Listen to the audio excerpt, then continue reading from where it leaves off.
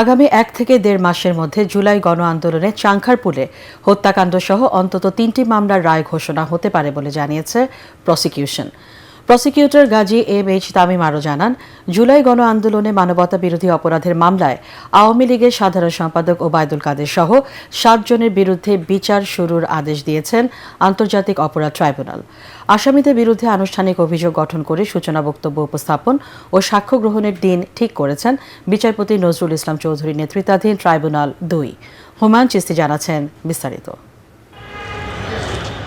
জুলাই গণ আন্দোলনে মানবতা বিরোধী অপরাধের মামলায় আওয়ামী লীগের সাধারণ সম্পাদক ওবায়দুল কাদের সহ 7 আসামির বিরুদ্ধে অভিযোগ গঠন করেন আন্তর্জাতিক অপরাধ ট্রাইব্যুনাল 2।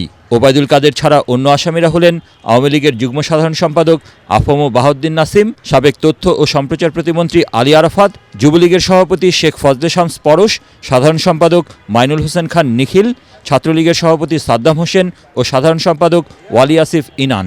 7 আসামির সবাই পলাতক। তাদের বিরুদ্ধে হত্যার নির্দেশ, উস্কানি ও প্ররোচনার 3টি সুনির্দিষ্ট অভিযোগ আনা হয়েছে।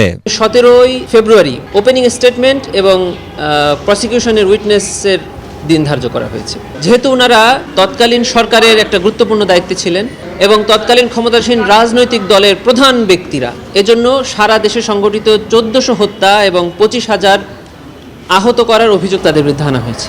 এবং প্রসিকিউশন মনে করে যে অভিযোগ আজকে ট্রাইব্যুনাল গঠন করলেন সেই অভিযোগ প্রমাণ করার জন্য প্রসিকিউশনের কাছে অকাট্য দলিল রয়েছে। একই ট্রাইব্যুনালে গণ আন্দোলনের প্রথম শহীদ বেগম রোকেয়া বিশ্ববিদ্যালয়ের শিক্ষার্থী আবু সাইদ হত্যা মামলায় যুক্তিতর্ক উপস্থাপন করে রাষ্ট্রপক্ষ। প্রসিকিউটর তামিম জানান, খুব শিগগিরই অন্তত 3টি মামলার রায় ঘোষণা হতে পারে। এনটিভি লাইভে ছিল, মানুষ সচক্ষে দেখেছে যে আবু সাইদকে কিভাবে গুলি করা হয়েছে। এই হত্যাকারীর বাইরে আর কারা কারা জড়িত সেগুলো ইনভেস্টিগেশনে এসেছে। আমরা আশা করছি যে চাংখারপুল, আশুলিয়া হত্যাকাণ্ড, আবু সাইদ হত্যাকাণ্ড সহ আরও 2-1টি মামলার রায় হয়তোবা 1 থেকে 1.5 মাসের মধ্যেই এই জাতি পাবে। এদিকে রাজধানীর কল্যাণপুরে জাহাজবাড়িতে কথিত জঙ্গি নাটক সাজিয়ে 9 তরুণকে হত্যার মামলায় তদন্ত শেষ করতে 3 ফেব্রুয়ারি পর্যন্ত সময় দিয়েছে ট্রাইব্যুনাল 1।